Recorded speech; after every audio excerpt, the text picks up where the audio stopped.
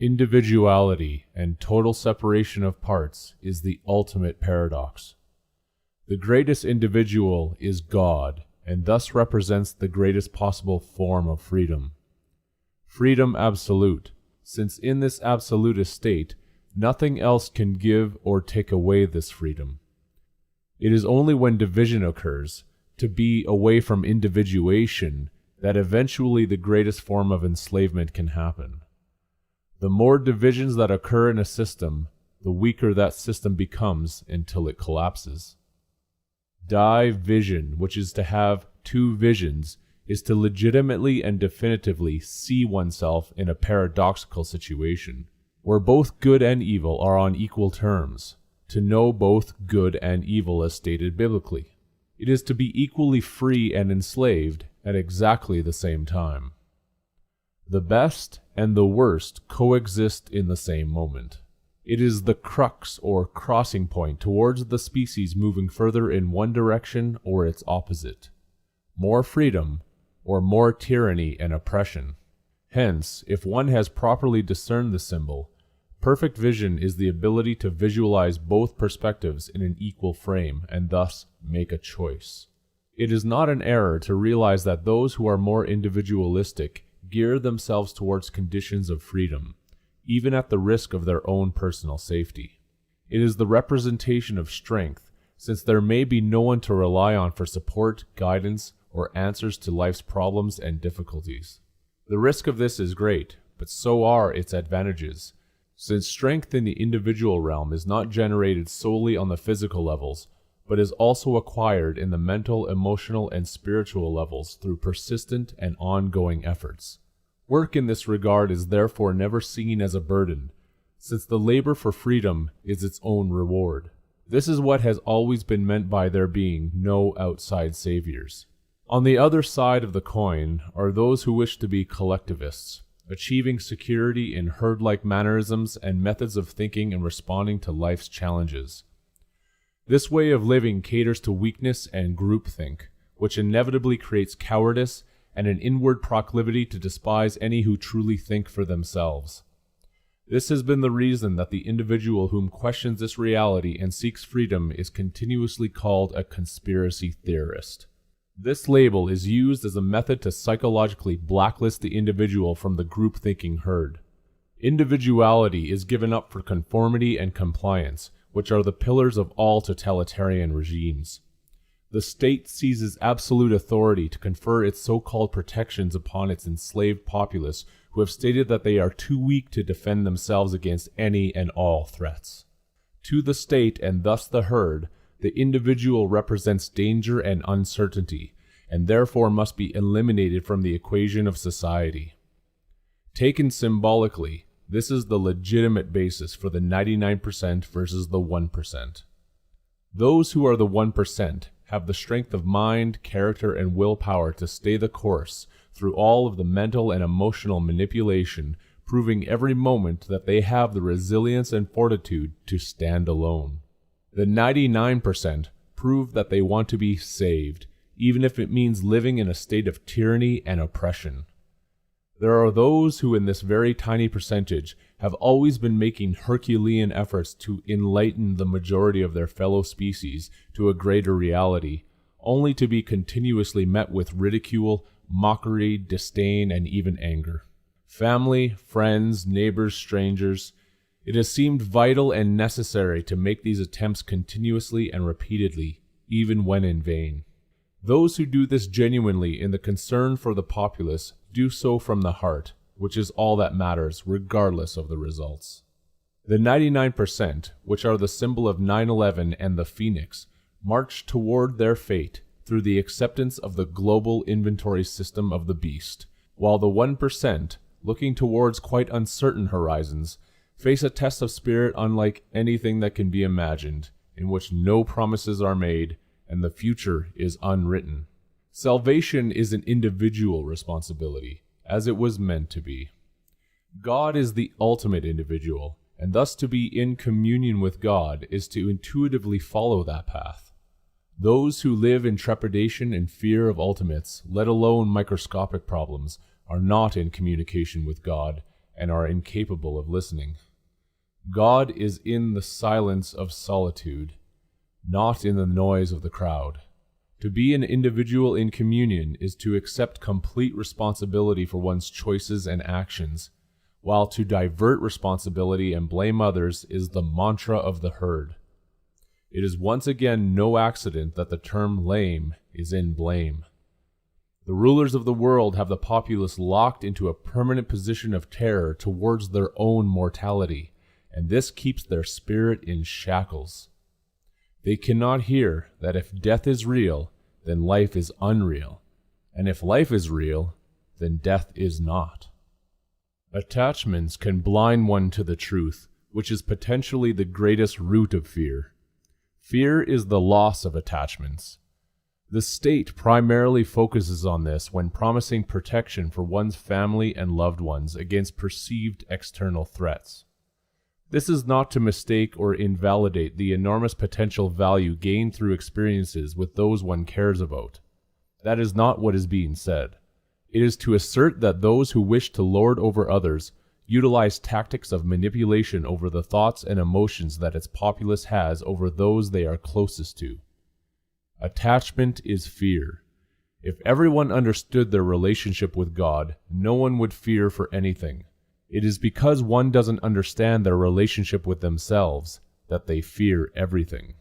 When the indirect aspects of a choice are all taken away, it makes the choice futile. This is exactly what is happening with the lead-in to the inevitable mandate that any who do not receive the new crown virus vaccine will in essence not be allowed to participate as members of society. To take away the ability to go to work, get licenses, passports, permits, shop for groceries, access medical services, travel across borders, go to theaters, restaurants, sports events, own a business, etc., etc. To take all public access away from the individual for refusing to inject the worldwide mRNA inoculation is by default not a choice at all. It is tyranny disguised as benevolence based upon the false premise of ultimate safety. A wolf in sheep's clothing. Despite this fact, even many of those who recognize that this totalitarian health measure is completely wrong and goes against every natural principle of freedom and individuality will eventually succumb to its pressures because they will believe there is no other option because they will not be able to survive without the current system in place. To completely and utterly refuse to be compliant is to truly be left out in the cold. Since the beginning of this so-called pandemic, there have been many that have pointed to the term COVID as being an acronym for Certificate of Vaccine ID. Of course, as with everything that points to establishment objectives, this was rejected and called another crazy conspiracy theory. Yet, the months have rolled on, and the validity of the acronym is proving to be quite accurate, because there has for many years been a devilish objective to see everyone take a vaccine. There is a driven, punishing insistence on vaccinating the entire human populace. The question to ask is, why is there such an insistence, all under the guise of saving lives? If one thinks on it, there are many things that are taking far more lives every day. Starvation is one potent example. If one is to believe the UN statistics, around 25,000 people die from hunger every single day, and yet the governments and authoritarian establishment are never truly interested in injecting those lives with the food that they need to survive. That's 25,000 lives that could be saved every single day simply by inoculating them with the necessary nutrition. No major scientific discoveries or approvals need to take place to make this happen.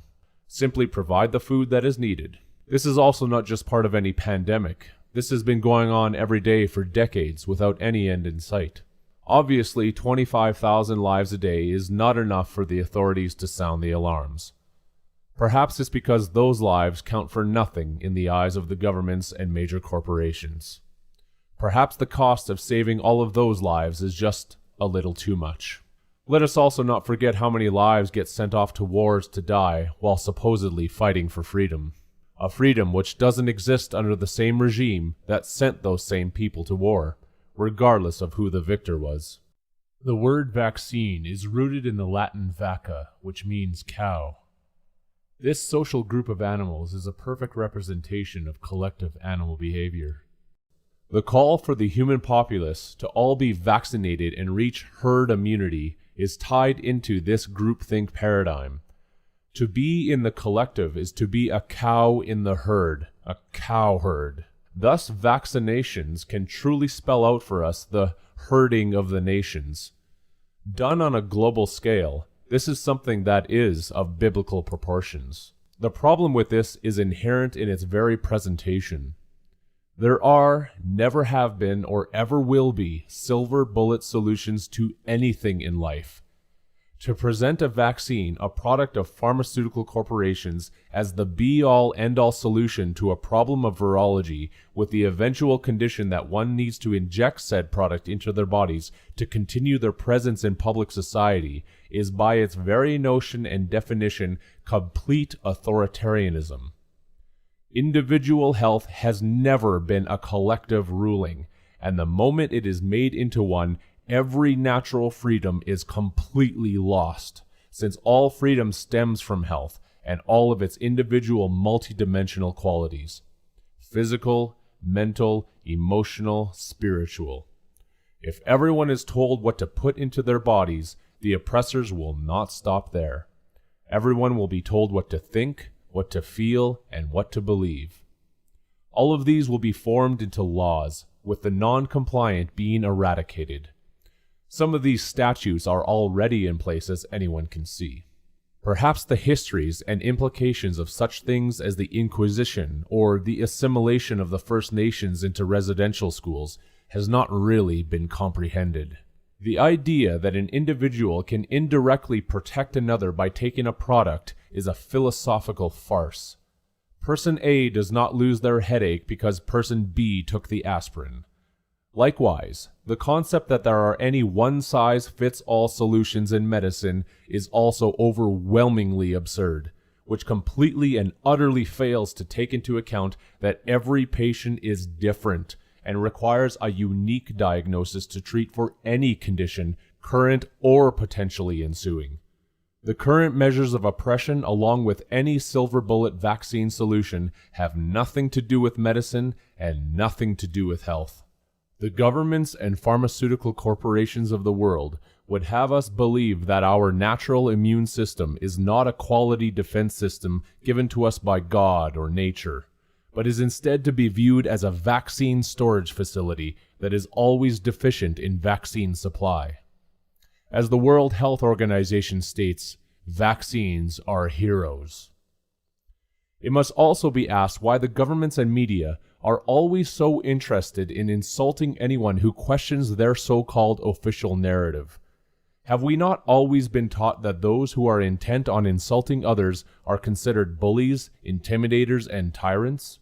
Instead, the proper approach is to continuously do any questioning with sincerity, poise, and intellectual clarity, not anger and hostility.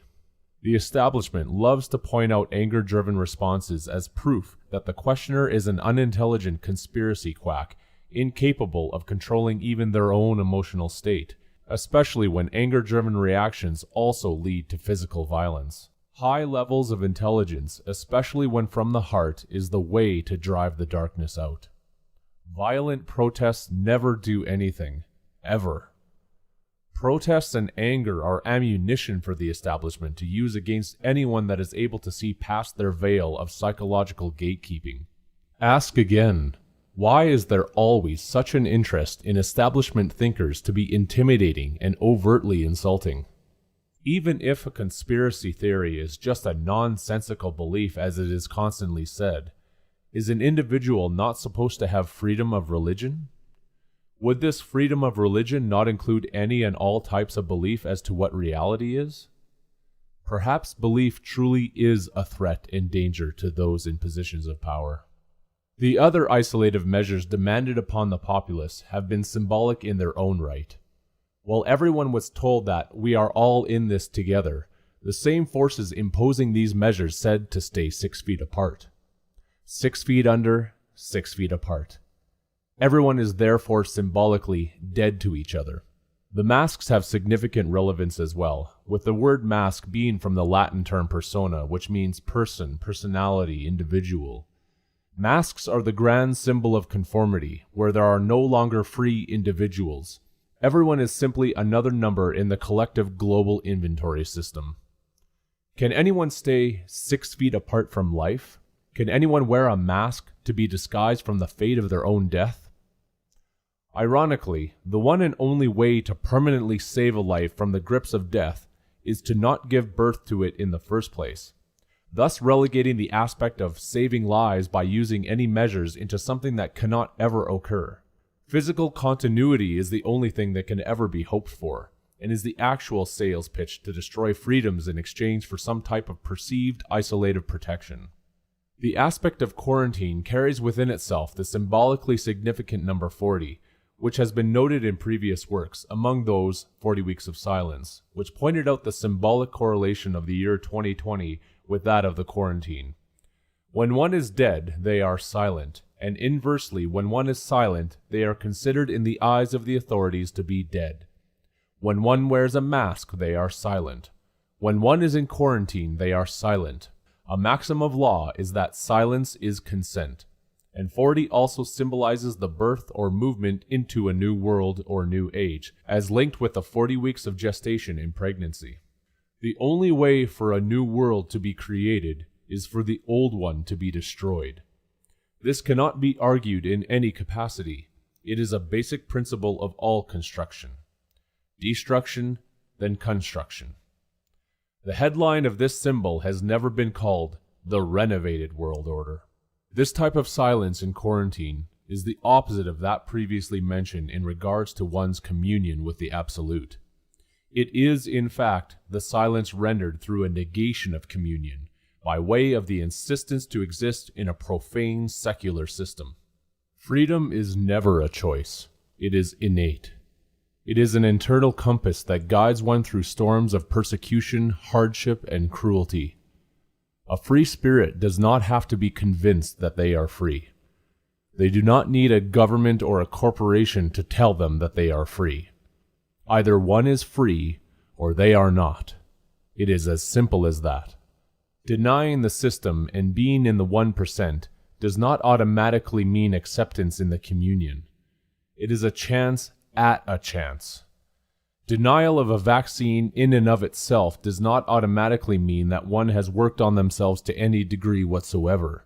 That individual may still have all kinds of hate and dualistic tendencies within themselves, ready to take advantage of others for personal gain, filled with ideals of usury and tactics of manipulation.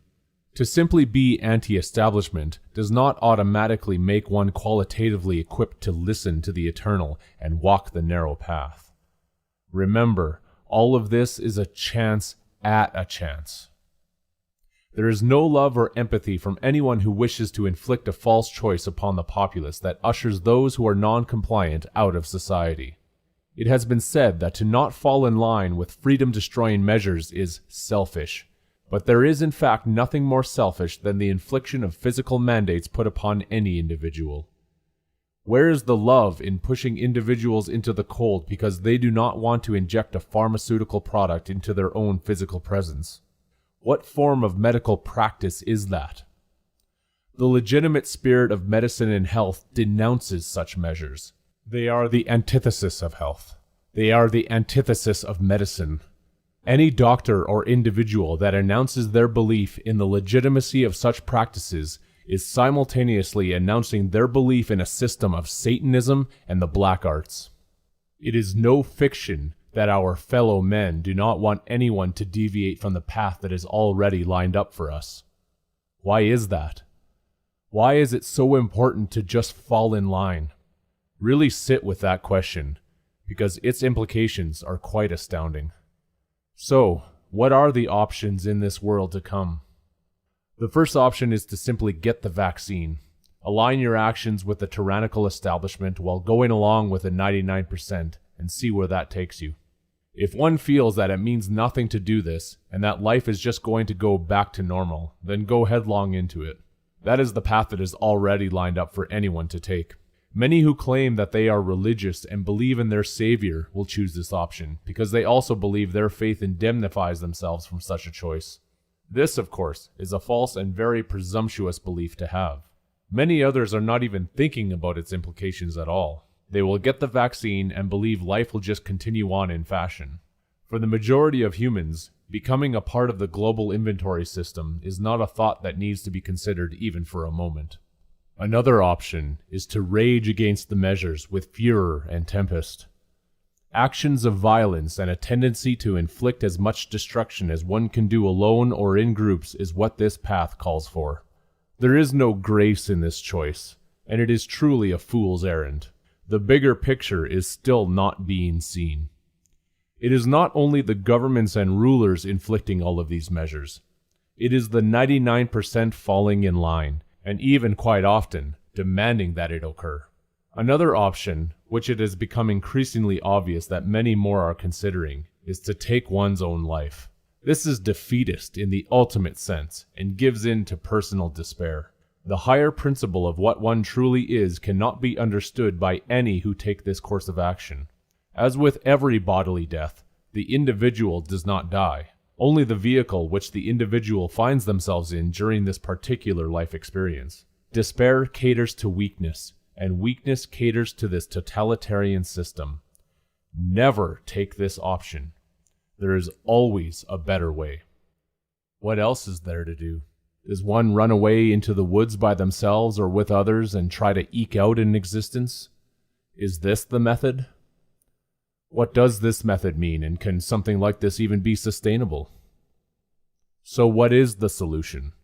What can the 1% or even 0.1% actually do?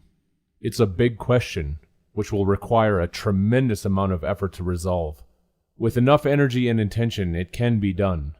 Remember, enlightenment is never found in the madness of the crowd.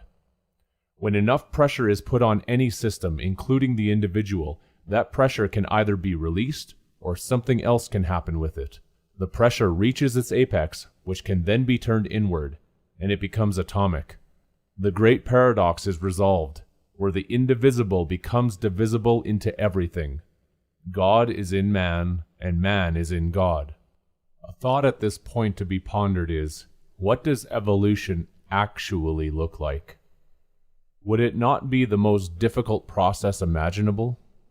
If we are moving towards God, does God act like one of the crowd, or is God the ultimate example of walking in solitude? To stand alone is to not be with God, but to evolve further towards doing as God does. To be good is not a choice. Just like freedom, it is either inherent or it is not. Definitions, examples, or demonstrations are not needed to know and recognize this quality. So, to participate or not participate in an evil system is no choice at all. It still remains choiceless because to participate does not align with anything inside of oneself, but to know this is to be tested. The test of personal evolution is not designed to be some easy task where evil is not involved. How could it be? Would spiritual evolution just be some utopia where the boundaries are never pushed and nothing is ever known? One receives a check mark or is crossed out because of what is intrinsic to them. What is there to rage about against this? Societal pressure and influence are often incorrect guides, and these are often more of life's tests in our individual journeys to see what these experiences can pull out of us. Do we blame pressure and influence for making all of our decisions? Or is evolution perhaps about testing whether or not one can rise above these boundaries? The boundaries and pressures that weigh down one's heart because it is not in alignment with that basic principle which one knows to be correct.